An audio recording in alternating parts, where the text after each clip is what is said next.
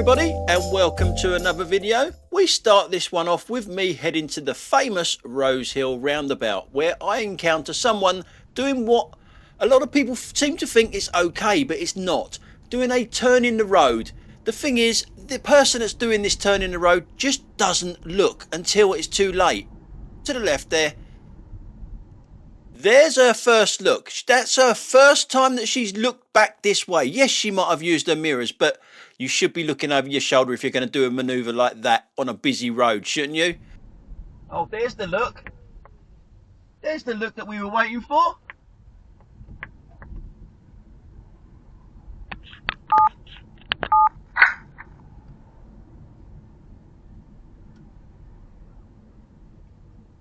The look of, I don't give a fuck.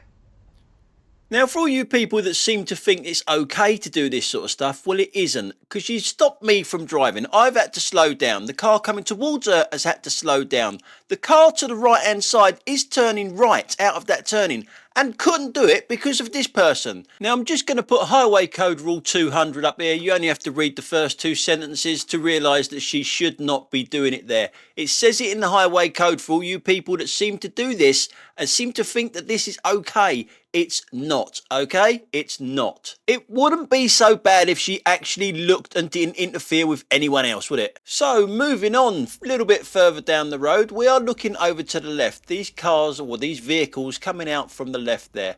How can you spot that someone's going through a red light? Well, first of all, you look at your own lights, and if they're going amber to green, then you know that they're going for a red light. The car after the bus. Now, that is going for a red light. That is obvious it's going for a red light because the Fiat 500 over there stopped and it was in front of that car. And when we get a little bit closer, you'll see that there is a bike box there. So the stop line is a lot further back than what you think. And look at the Fiat 500. Both lights are on. Yes, both lights are on. The trainee Audi driver with both lights on. Now in this clip, it's all about our future. Just walking round the bend there. The four young girls. Only one of them looks down the road to see if they're allowed to go. And she still went. All the others didn't even look and just walks out. Just walk out. If you think it's bad on the road now, wait until that generation get out on the road. No, I'm sorry. The sacrifice wasn't worth the result that it is now. Controversial, eh? Anyway, a roundabout in front of us. Now, why is this car doing that? Blocks up the roundabout. I know why. He's one of Sadiq Khan's licensed to kill assassins.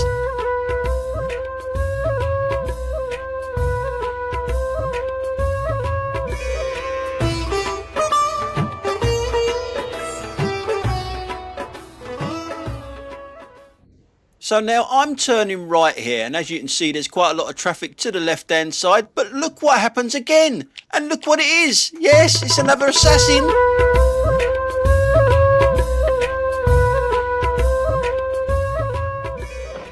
Now in the next clip we come to calming measures on our road. I think they're a bloody stupid idea. They just create traffic. Just put a speed camera there if you want people to slow down.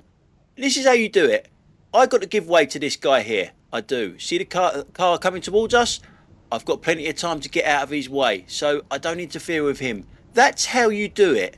Now this is how you do it if you're one of Sadiq Khan's licensed to kill assassins. It doesn't matter about the sign. It just doesn't matter.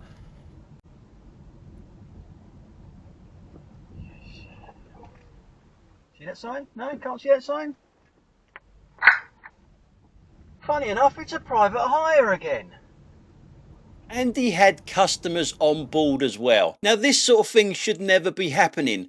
There's a lot of tests that you have to do to be a private hire driver, you know, but not one of them is a driving test. Yeah, there's lots of other stuff, but not one of them is a driving test. It's about time they brought it in. Now in this clip, surprise, surprise, we're looking at another private hire driver. Yes, one of Sadiq Khan's licensed to kill assassins. Now when you look at the ground now, the left-hand lane is a left turn only lane. Simple in it, you can see it quite clearly there.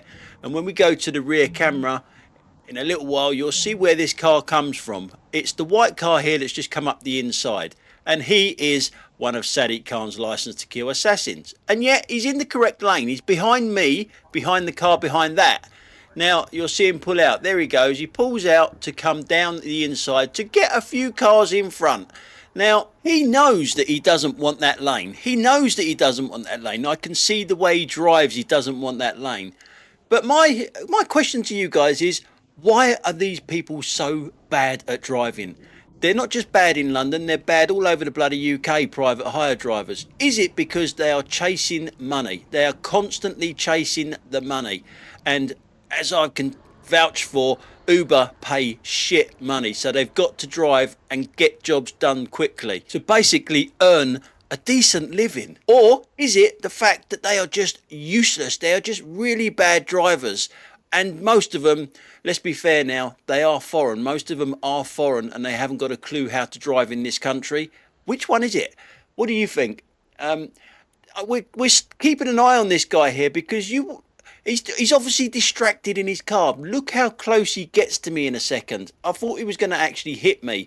I can't see him looking in his phone because of the reflections and everything. But he seems to not want anyone getting in the gap between me and him. So he's just going to get really close. Any reason for that? So now it's time for a clip of them pesky cyclists. As we're coming to the end of this road here, I want to turn left. The Fiat 500 in front of me wants to also turn left and maybe should have stopped at the amber light there, but he doesn't. And you see these two guys here? They're coming through on the wrong side of the road with pedestrians crossing the road there. And there is no right turn coming into it anyway. Even if they were on the correct side of the road, which they're not, there is no right turn from that direction where they are. Yeah, so a lot going wrong here, and I want to fast forward it here in a second to show you a couple more because we haven't finished yet.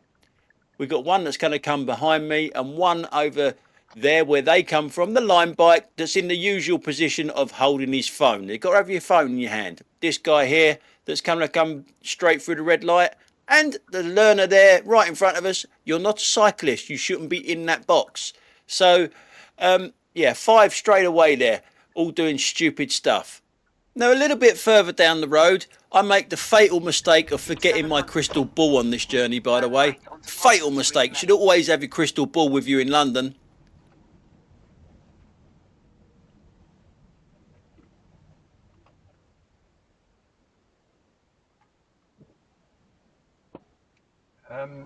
You're just going to stop?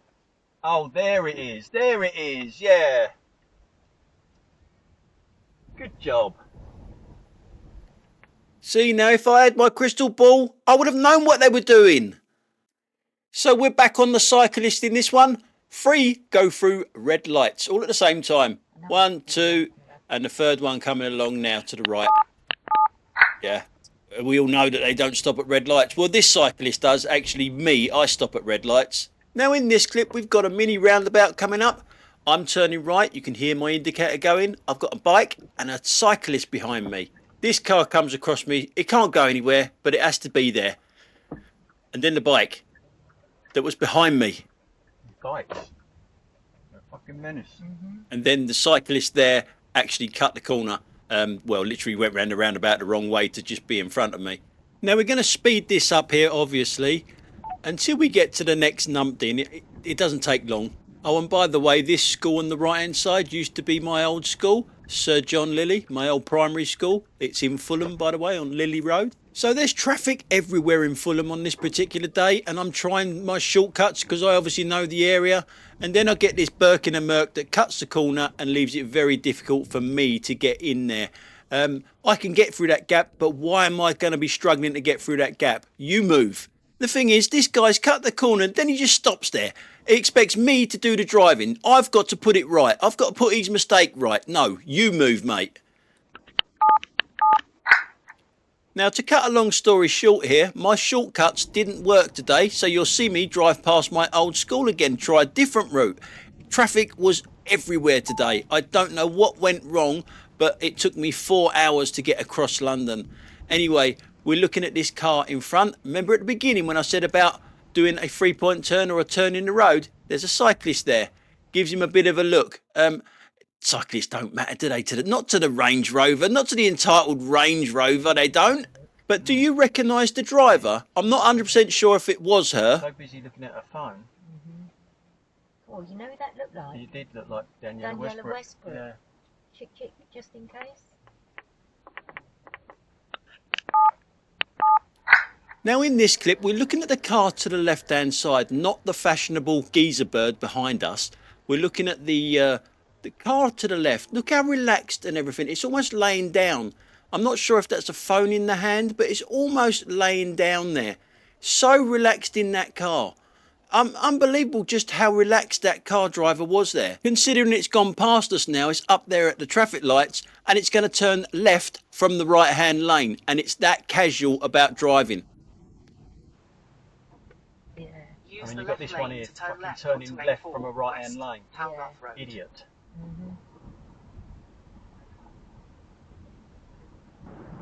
So a bit further down the road, we're now on the A40 by Hanger Lane.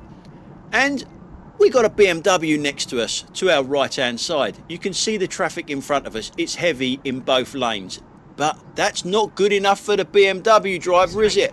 Oh no, because the BMW driver, brain malfunctioning wanker, thinks the car in front of it is leaving itself too much braking distance and decides to undertake to try and get in that braking distance, just as they always do, these people. And this is becoming a little bit of a problem in this country, because if you leave a gap like that, a little bit of braking distance, you always get some arsehole like this that comes up the inside and gets in that braking distance.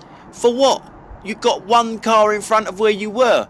Is it actually worth it? After all, you can get a fine and points on your licence to get one car in front.